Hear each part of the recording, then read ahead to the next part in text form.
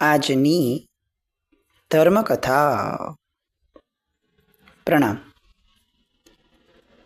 પંડિત વીર વિજયજી મહારાજ 64 પ્રકારી પૂજા, બીજી ઢાળ, છઠ્ઠી અક્ષત પૂજા.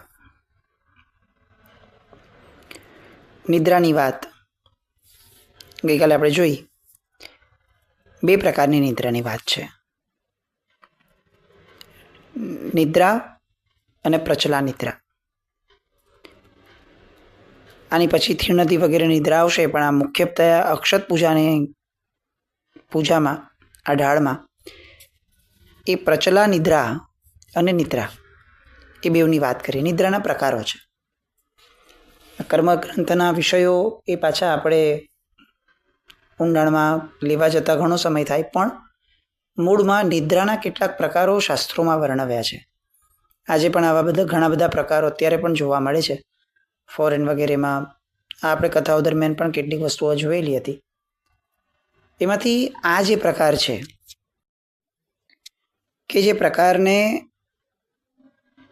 માટે શબ્દ વાપર્યો છે, સર્વઘાતી પયડી મોટી રે, નિદ્રા દુગ બહેનો છોટી રે.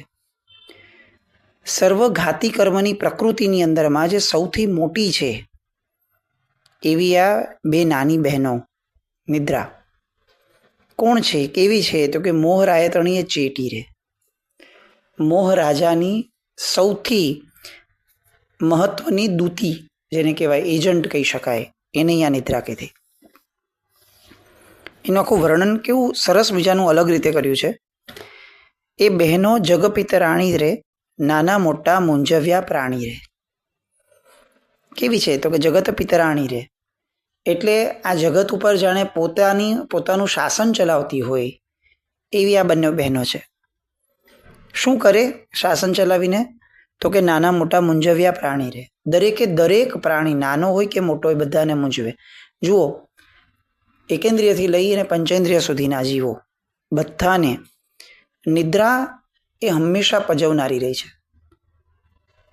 આગળ દ્રષ્ટાંતમાં પણ લખે છે કે ભાનુદત્ત પૂર્વધર પડ્યા, દીપોજીઓ તે જોયા નવ ચડિયા. પૂર્વધર મુનિ એવા મહાત્માઓ માટે પણ આ નિદ્રા નામનો જે પ્રકાર છે, મોહ છે, એ એટલો ભયંકર છે કે એમને છેક પૂર્વધરપણામાંથી પાડી અને નિગોદ સુધી નાખી દે છે.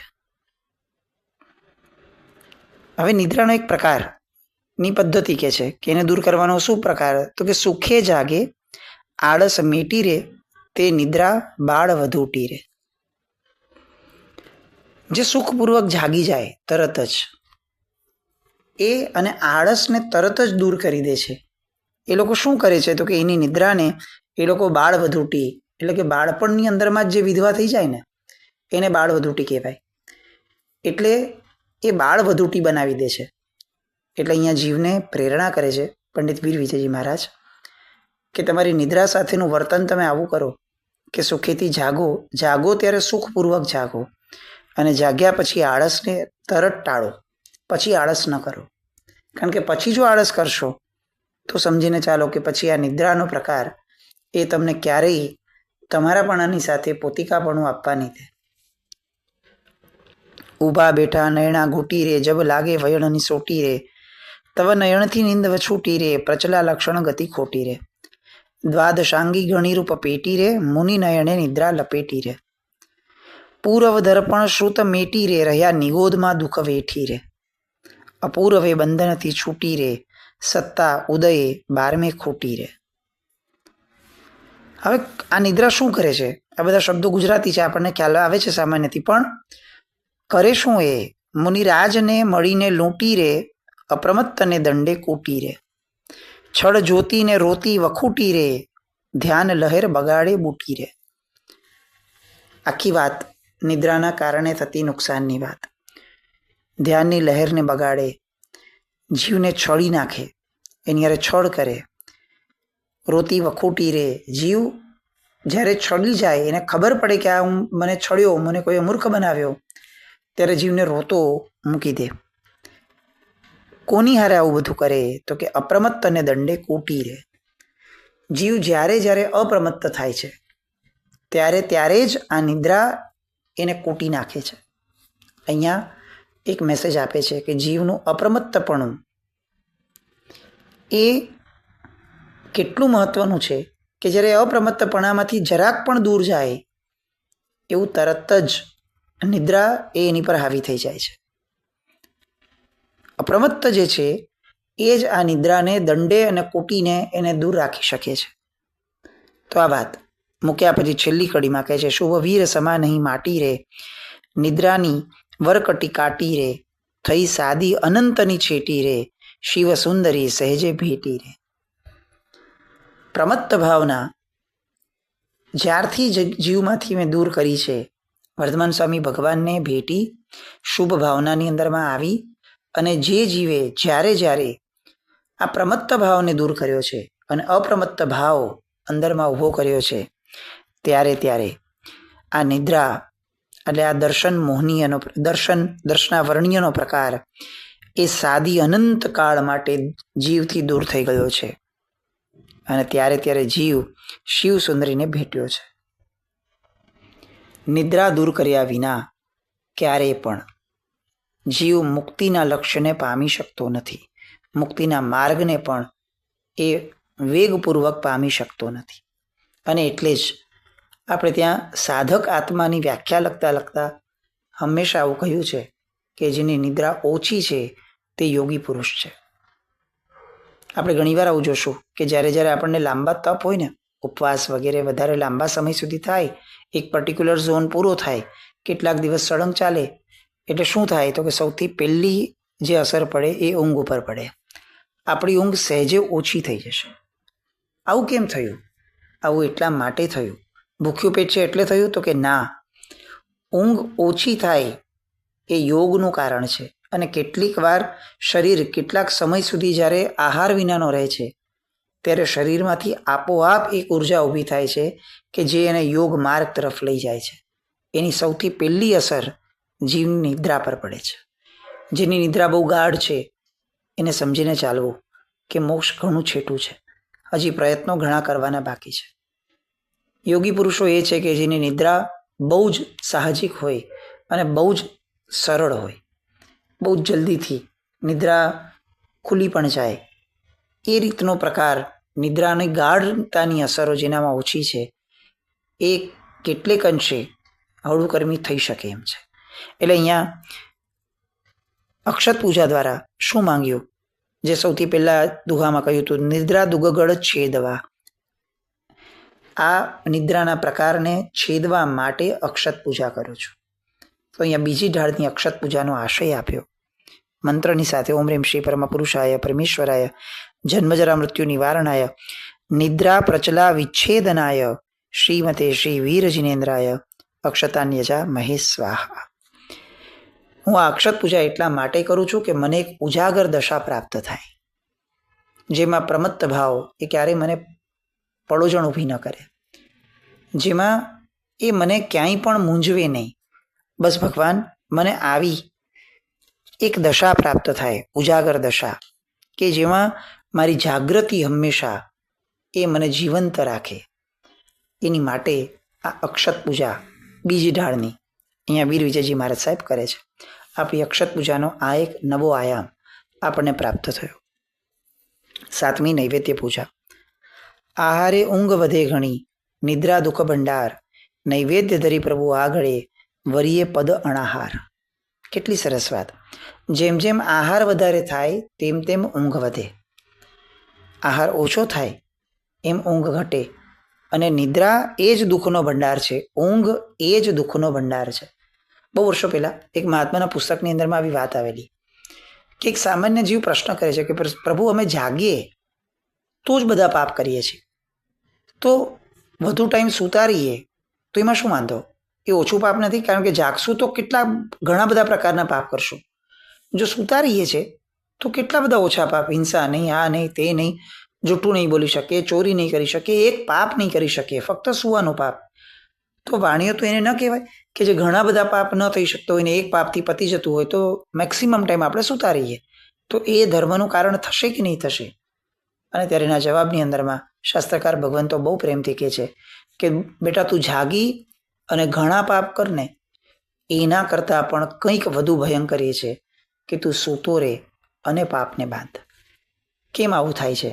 ત્યારે રહસ્યમાં બહુ સામાન્ય શોર્ટમાં એમણે કીધેલું હતું કે તારી અજાગ્રત અવસ્થા એ જ સૌથી ભયંકર પાપ છે. જે માણસ જાગે છે ને એ ક્યારેક જાગ્રત થઈ અને કર્મને ભગાડી શકશે, પણ જે માણસ સૂતો છે એ કર્મની કેદમાં જ છે, કેદને સ્વીકારીને જ બેઠો છે અને કેદને માણે છે. એટલે નિદ્રાથી ક્યારે પણ પાપથી અટકાતું નથી. નિદ્રાથી હંમેશા પાપ વધુ ને વધુ બમણા થતા જાય છે. તો અહીંયા નિદ્રાનું મૂળ કારણ આહાર છે, એટલે અણાહારી પદ નૈવેદ્ય પૂજાનો અણાહારી પદનો એક આશય મૂક્યો કે પ્રભુ હું વાપરું છું તો મને ઊંઘ આવે છે, ને ઊંઘ આવે છે તો મારો કર્મબંધ ઘણો બધો થાય છે. તો એના કરતાં મારો આહાર અલ્પ થઈ જાય અને એનાથી આગળ વધતા વધતા એક દશા મારી એવી આવે કે જ્યારે મારો આહાર શૂન્ય થઈ જાય, હું અણાહારી થઈ જાઉં, આવું કંઈક મને પ્રાપ્ત થાય. એની માટેની આ પૂજા એ સપ્તમ નૈવેદ્ય પૂજાની ઢાળની એક બહુ જ સરસ મજાની પંચલાઈન, જે થીમ લાઈન એને કહેવાય. જીમ જીમ જીનવર પૂજીએ રે, તીમ તીમ ધ્રુજે કર્મ સલૂણા. એટલી સરસ વાતો છે. આ ઢાળો ગાઈએ ને ઘણીવાર તો આપણને એવું લાગે કે નૈવેદ્ય પૂજામાં કેમ આપણે એક દુહો બોલીને અટકી જઈએ છીએ. સામે 64 પ્રકારની પૂજા રાખીએ અને નૈવેદ્ય પૂજા કરતાં પહેલાં ભલે એ દિવસે આપણે બીજી પૂજાને ઓછો સમય આપીએ, પણ આ ઢાળ આખી ગાઈએ અને કેટલો સરસ આનંદ આવે આમ ગાતા હોઈએ ત્યારે. જીમ જીમ જીનવર પૂજીએ રે, તીમ તીમ ધ્રુજે કર્મ સલૂણા. આમ એક એક શબ્દમાં આપણને અંદરથી વાઇબ્રેશન આવે કે એક એક સમય, ક્ષણ પણ નહીં, સમયે સમયે ભગવાન જ્યારે તારી પૂજા કરું છું ત્યારે ત્યારે અંદરમાં બેઠેલું મારું કર્મ એ ધ્રુજે છે, એ ડરી જાય છે કે હાય હાય હવે મારો ભાગવાનો સમય થયો. આ જો ભગવાનને પકડીને રાખશે તો મારું અસ્તિત્વ જોખમમાં છે. આ વાત નૈવેદ્ય પૂજાની ઢાળની અંદરમાં બહુ જ સરસ રીતે પંડિત વીર વિજયજી મહારાજ સાહેબ કહે છે. સંપ કરી સત્તા રહે રે, નવમાને એક ભાગે રે, નિદ્રા નિદ્રા તે હમારે, કષ્ટે કરી જે જાગે રે. અહીંયા નિદ્રાના બીજા પ્રકારની વાત મૂકી, થિણતી નિદ્રા. આ નિદ્રાના પણ પ્રકારો આપણે 64 પ્રકારની પૂજાની જે કથાઓ આવી હતી એ કથાઓની અંદરમાં આપણે જોયા હતા. પ્રચલા ને એ બીજી પ્રકારની નિદ્રાઓ કે જેમાં રણ સંગ્રામમાં વહી જાય અને ત્યાં લડવા લાગે ઊંઘમાં ને ઊંઘમાં, એ આખી વાત. અહીંયા નિદ્રાનું શક્તિ કેવી નિદ્રામાં મળે તો એ લખે છે કે દિન ચિંતિત રાત્રે કરે રે, કરણી જે નરનાર, બળદેવનું બળ તે સમય રે, નરક ગતિ અવતાર. એટલે શું? તો કે સવારે જે ચિંતે છે એ રાત્રે કરે છે. એ રાત્રે કરવા માટે એને બળ ક્યાંથી મળે ને કેટલું મળે? તો કે બળદેવનું બળ એને પ્રાપ્ત થાય, નિદ્રાના કારણે બળ પ્રાપ્ત થાય. અને નિદ્રામાં ને નિદ્રામાં જ એ કોઈ એક વસુદેવની હારે જો એનો ભાઈ હોય બળદેવ, એની કેવી શક્તિ હોય, એવી શક્તિ એને નિદ્રાના કારણે નિદ્રાની અંદરમાં પ્રાપ્ત થાય. અને અંતે શું થાય? તો કે નરકનો અવતાર પ્રાપ્ત થાય. આ નિદ્રાની ભયંકરતા એ અહીંયા દેખાડે છે. અને ક્યાંથી આવ્યું? તો કે એમાં વિશેષ આવશ્યક એ વર્ણવ્યો અધિકાર. આમ પછી એક એક્ઝામ્પલ આપે છે જે આપણે કથામાં લીધેલું નાના સાધુનું. અને છેલ્લે અથિણતી નિદ્રા, એની વાત આપણે કથા લીધેલી. એક હાથીને એક સાધુ ભગવંત મારી આવે છે, તો એ આખી વાત. અને છેલ્લે કહે છે ષડમાસે નિદ્રા લહેરે, શેઠ વધુ દ્રષ્ટાંત, નિંદ વિયોગે કેવલી રે, શ્રી શુભવીર ભણંત સલૂણા. આમ આખી આ વાત એને નૈવેદ્ય પૂજા સાથે એવી રીતે સાંકળે છે કે ભગવાન એક નિદ્રાની અંદરમાં જો હું વધારે ઊંડો ઉતરું છું તો કેટલા બધા પ્રકારની નિદ્રા એ મારું સુખ હણી લેશે, મારું ભવાંતર હણી લેશે. એના કરતાં હે ભગવાન, નિદ્રાનું જે મૂળ છે આહાર, એ આહારથી જ હું મુક્ત થઈ જાઉં. અને એટલે જ આહારની મુક્તિ માટે ભગવાન મને અણહારી પદ આપ. આપણે જનરલી એવું માંગીએ છીએ કે મને મોક્ષ મળે એટલા માટે અણહારી પદ જોઈએ છે, જ્યારે અહીંયા એનો એક બીજો એસ્પેક્ટ બતાવે છે કે ભગવાન મને નિદ્રાથી મુક્તિ જોઈએ છે, એની માટે આહારથી મુક્તિ જોઈશે, એની માટે અણાહારી પદ, એની પ્રાપ્તિ માટેની નૈવેદ્ય પૂજા હું કરું છું. નૈવેદ્યની અંદરમાં આપણને આપણી આહાર દ્વારા થતી નિદ્રા પણ ભયંકર લાગે. આ એક આખું એસ્પેક્ટ, એક આખો નવો નવી દ્રષ્ટિ નૈવેદ્ય પૂજાની અહીંયા આપે છે. એ પછી 8મી ફળ પૂજા તરફ આગળ વધે છે. એનો મંત્ર 7મી પૂજાનો ઓમ રીમ શ્રી પરમ પુરુષાય પ્રેમેશ્વરાય જન્મ જરા મૃત્યુ નિવારણાય થીણદ્દી તિગ દહનાય. 3 પ્રકારની એ થીણદ્દી નિદ્રાની વાત, એનું દહન કરવા માટે શ્રીમતે શ્રી વીર જિનેન્દ્રાય નૈવેદ્યમ યજા મહેશ સ્વાહા. 8મી ફળ પૂજાની વાત. વિવિધ ફળે પ્રભુ પૂજતા ફળ પ્રગટે નિર્વાણ, દર્શન આવરણ વિલય હોવે વિગટે બંધના ઠાણ. જેટલા પણ બંધના સ્થાન છે દર્શનાવરણીય કર્મના, એ બધાથી મુક્ત જેવા થશું એટલે નિર્વાણ પ્રગટ થશે. એ નિર્વાણ રૂપી ફળ માટે હે ભગવાન હું તારી ફળ પૂજા કરું છું. આમ આપણને લાગે કે આપણે કેટલી સામાન્ય આશયોથી અત્યાર સુધી પૂજા કરીએ છીએ. ઇન્દ્રએ ભગવાન ફળ ચડાવ્યું હતું તો હું તને ફળ ચડાવું છું. કેમ આવું? સાચી વાત છે, સારી વાત છે કે ભાઈ ઉત્તમ આત્મા છે ઇન્દ્ર, આપણા અધિપતિ છે અને એણે કર્યું તો એને અનુસરવામાં વાંધો નથી. પણ ફક્ત એટલું જ કેમ? આમ આપણી ફળ પૂજા સમયે ઇન્દ્રાદિક પૂજા પણ ફળ લાવે ધરી ડાગ, એ જ કેમ? આખી ને આખી અહીંયા ઢાળ આપણી સામે ઊભી રહે. કેટલી સરસ વાત મૂકી છે. ખાલી આમ કલ્પના કરીએ, આ ઢાળની પહેલી લાઈન જુઓ. હોરી ખેલું મેરે સાહિબિયા, સંગે રંગે સોણ હો ભૈયા, અબિલ ગુલાલ સુગંધ વિખરિયા, કનક કચોળી કેસરિયા. હું ફળ પૂજા દ્વારા શું કરું છું? તો કે ભગવાન તારી સાથે રમું છું, તારી સાથે હું ખેલું છું. કેવી રીતે? કોની સાથે? તો કે અબિલ ગુલાલ સુગંધ વિખરિયા. આજે મેં અત્યાર સુધીના જે દ્રવ્યો વાપર્યા એ બધા દ્વારા જે એક આનંદ ઊભો થયો છે, એ આનંદ દ્વારા ભગવાન તારા આત્મપ્રદેશો સાથે, મારા આત્મપ્રદેશોના દ્વારા હું રમત રમું છું તારી સાથે. અને કેના દ્વારા આ કરું છું? તો કે ખારેક બિજોરા ફળ ટીટી, પૂજે ફળ થાળે ભર્યા, ફાગ ગાન ગુણ તાન બજૈયા, દર્શના વર્ણે ભયે ડર્યા. તારી સાથે એવી પ્રીત મારી બંધાણી છે કે જે પ્રીતના કારણે હું આખાને આખા થાળ ભરીને ફળ લાવીને તને ધરું છું. આ બધું જે હું કરું છું એના કારણે આ દર્શનાવરણીય કર્મ ભયથી ધ્રુજતું રહે છે.